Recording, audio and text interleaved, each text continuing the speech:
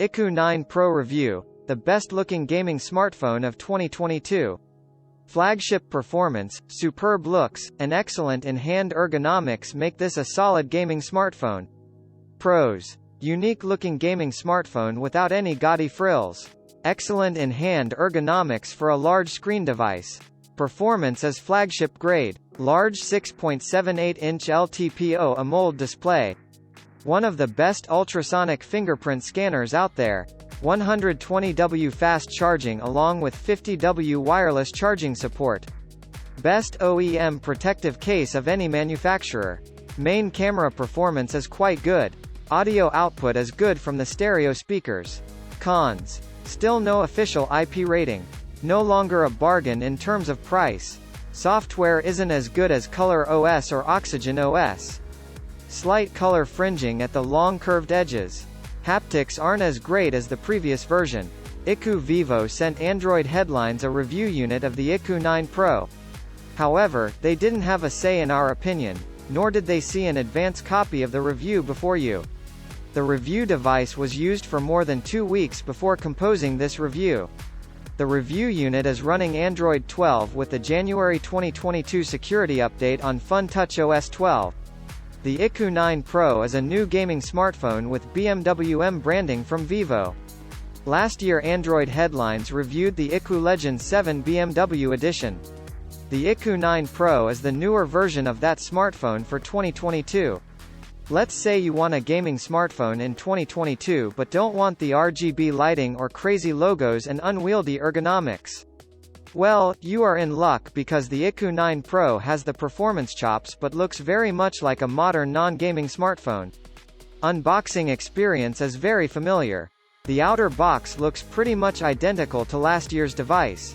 There is now one vertical strip with information on the front and iQOO 9 Pro branding on the two sides. Otherwise, everything looks just like before. Inside the box is an insert with a BMW postcard. Then there's the phone with the BMW M red, black, and blue stripe. There is a case that matches the back cover of the phone perfectly with an insert holding the SIM tool.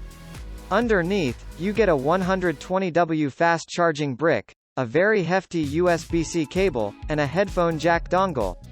As usual, there is a film screen protector on the phone direct from the factory. While the unboxing experience may be similar, two things jump out right away. There is a much better case and the 120W fast charging brick. iQOO 9 Pro is one of the best designed smartphones of 2022. This device is currently my favorite as far as unique looks go in 2022. So far, about a dozen smartphones have shown up for review in 2022 thanks to CES and MWC. The iQOO 9 Pro is probably the best looking one of the bunch in my personal opinion. The carbon fiber texture on the back cover is excellent. The back cover has a carbon fiber texture and provides excellent grip and hides fingerprints. Heck, even the factory case has the same BMW stripe and texture. This ensures that you will have an excellent grip with or without the case while using the iQOO 9 Pro. Besides the BMW stripe, there is a large rectangular island housing the camera array.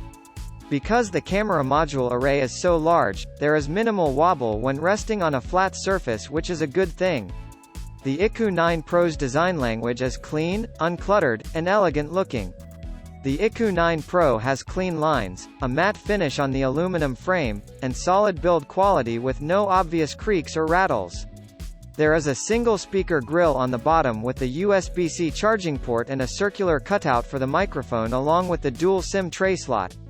On the right-hand side is the blue button that's textured to differentiate it from the volume rocker. Moving to the top we see the IR blaster and the second microphone. The left-hand side rail is clean with the exception of a couple of antenna lines. On the front, you get the 6.78-inch curved LTPO AMOLED display. The bezels are small all around, along with a tiny cutout for the selfie camera. And above the selfie camera is a thin speaker grill for the top earpiece speaker. There is no formal IP rating even though the SIM card tray is protected by a rubber gasket. My thinking is that this device should survive minor splashing but nothing more than that. The phone's haptics are okay, but they feel a bit weak in comparison with other flagships. This is a bit baffling since the haptics on the Legend 7 were exemplary. One big surprise is the extremely fast and reliable ultrasonic fingerprint scanner underneath the display. The iQOO 9 Pro uses Qualcomm's new sonic fingerprint technology and, I must say, it works really well. I hope that other smartphone manufacturers follow iQOO and implement this on their devices soon. The large LTPO AMOLED display is great for gaming or streaming. I think flat displays are better for playing games, which is what the Legend 7 had. So it is a bit surprising to see a curved LTPO AMOLED screen on the iQOO 9 Pro. Don't get me wrong, the 6.78-inch 3200x1440 QHD display is bright and vivid. However, there is a bit of color fringing at the long edges when looking at the device sideways. And the unfortunate thing is that once you see it, it is a bit difficult to unsee it. In some sense, it feels like 2 steps forward, larger screen, smaller bezels, and 1 step back, curved edges with color distortion. Another quirky choice is the use of Panda Glass to protect the display in lieu of Corning Gorilla Glass. Despite this, I didn't see any impact in terms of touch sensitivity during my review period or any slowdown for the fingerprint scanner.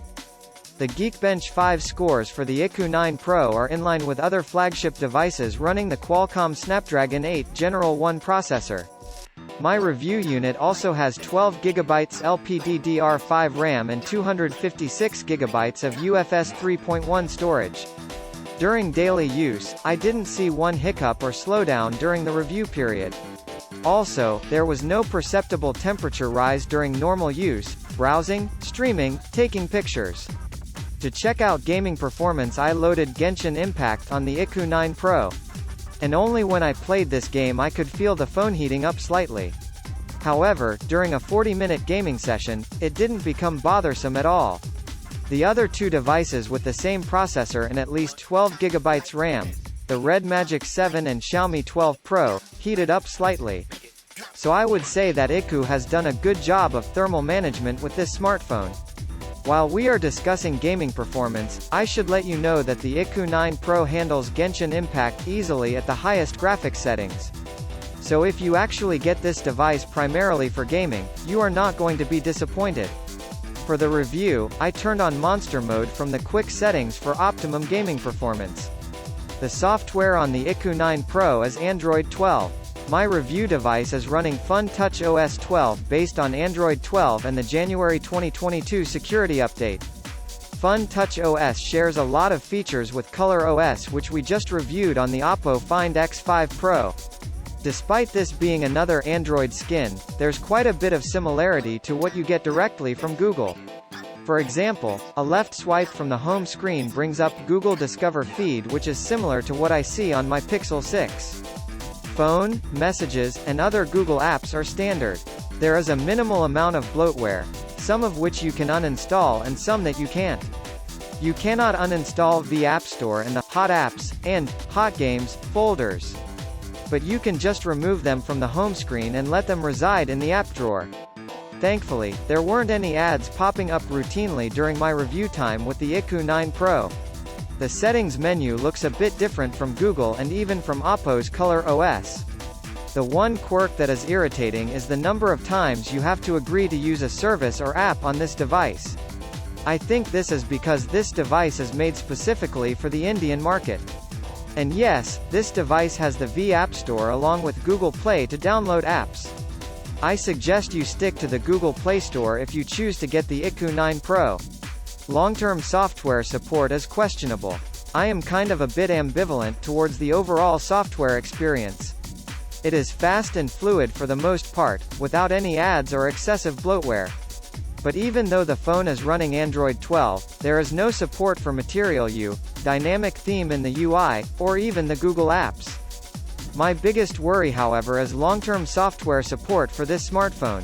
I still have the iQOO Legend 7 from last year, and it has yet to receive a single update, including security patch, since launch. So I suggest you keep this in mind before deciding to buy the iQOO 9 Pro. Blazing fast charging speeds, wired or wireless. One great upgrade with the newer iQOO 9 Pro is the 4700 mAh battery in contrast with the 4000 mAh on the previous version. The larger battery coupled with the newer more efficient Snapdragon 8 Gen 1 and LTPO AMOLED display results in consistently good battery life. Moderate use results in charging every other day. Even with heavy use, it is easy to go from sunrise to night without toggling on battery saver features. For my review period, I left the variable refresh rate on along with the display at the FHD Plus resolution. And when you need to charge the device, it comes with a 120W fast charging brick in the box. I wasn't able to use the India-specific brick here in the USA. But I do have a 65W gaudy charger which did top up the phone quite rapidly. On paper, iQOO claims that you can charge the 9 Pro from 0 to 50% in 8 minutes and fully charge it in 20 minutes, which should alleviate battery anxiety. In addition to fast wired charging, the iQOO 9 Pro also supports 50W fast wireless charging.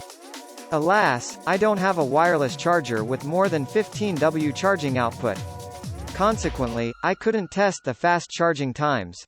Nevertheless, it is great to see wireless charging on the iQOO 9 Pro, a feature that was clearly missing on the Legend 7. Camera performance is a mixed bag on the iQOO 9 Pro.